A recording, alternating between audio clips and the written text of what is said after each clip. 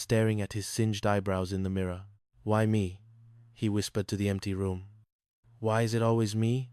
In the distance, the faint sound of laughter and a ukulele drifted across the lagoon.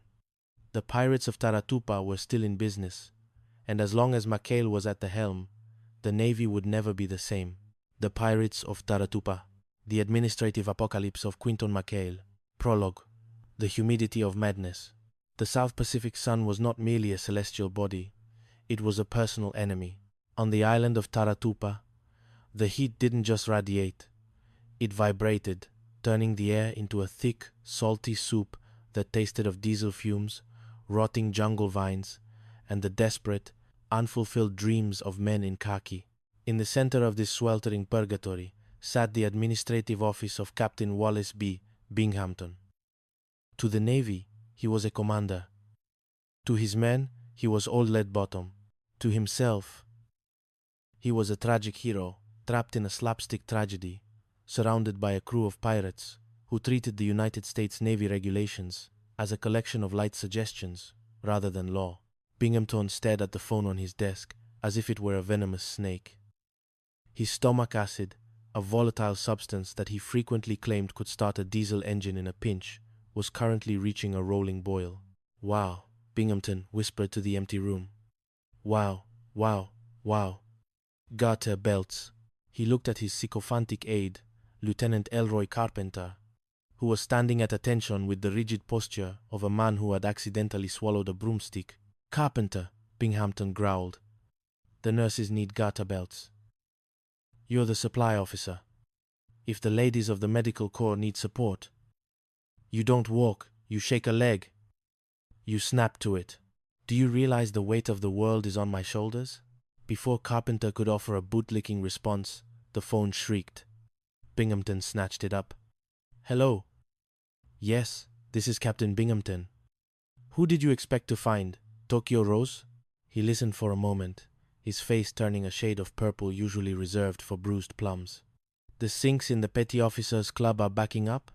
So what? I'm the commanding officer, not the royal plumber. Deal with it." He slammed the phone down and turned to Carpenter, his eyes bulging. "And now, the final nail in my coffin. I just got a message. Admiral Iron Pants Rafferty is arriving today on a sneak inspection." Carpenter gasped, a sound like a leaking tire. "Iron Pants? Here? But sir, the base is, well, it's a shambles. McHale's men are currently running a gambling ring involving hermit crabs and fermented pineapple juice." Binghamton's hand went to his stomach. "My acid. It's a car battery. Carpenter. I can't face Rafferty. If I'm sick, truly sick, I can appoint an acting base commander, someone to take the brunt of the Admiral's fury." A slow, wicked smile spread across Binghamton's face. It was the smile of a shark who had just found a very fat, very confused swimmer. "I'll appoint McHale. I'll let that pirate and his cutthroats run wild. They'll destroy themselves right in front of the Admiral." Chapter 1. The Hospital Hustle. The plan required a performance worthy of an Academy Award.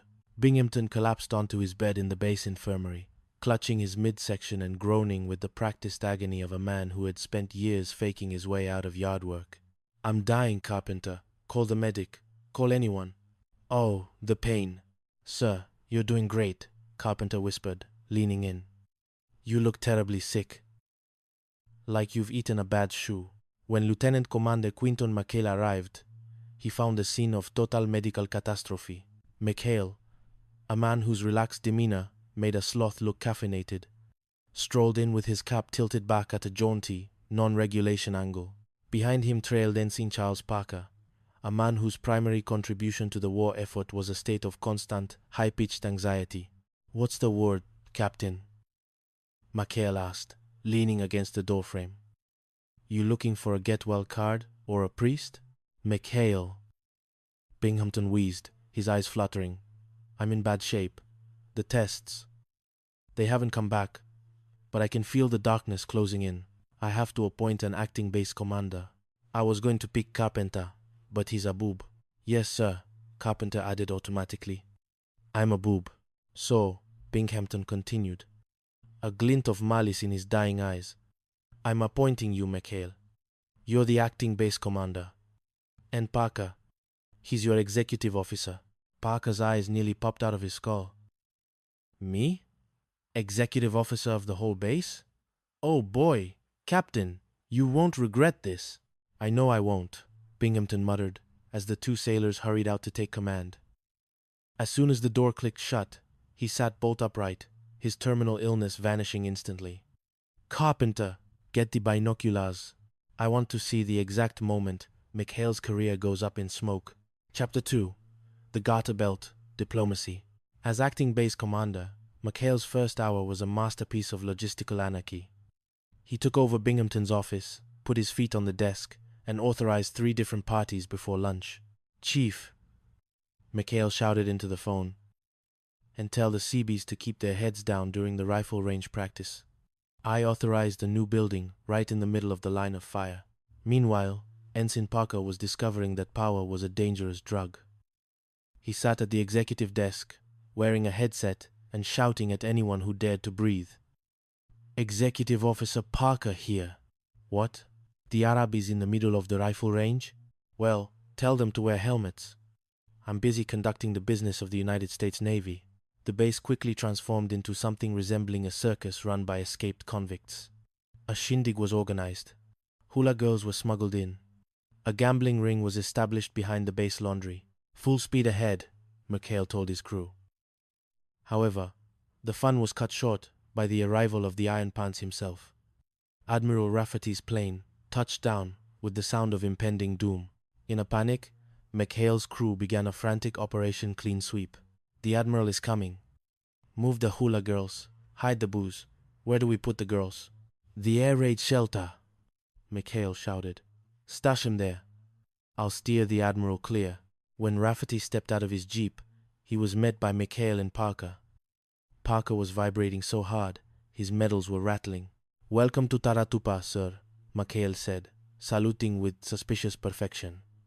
Acting Base Commander McHale, at your service. Rafferty narrowed his eyes. McHale, I heard Binghamton was in the hospital. I'll pay my respects, then we begin the inspection.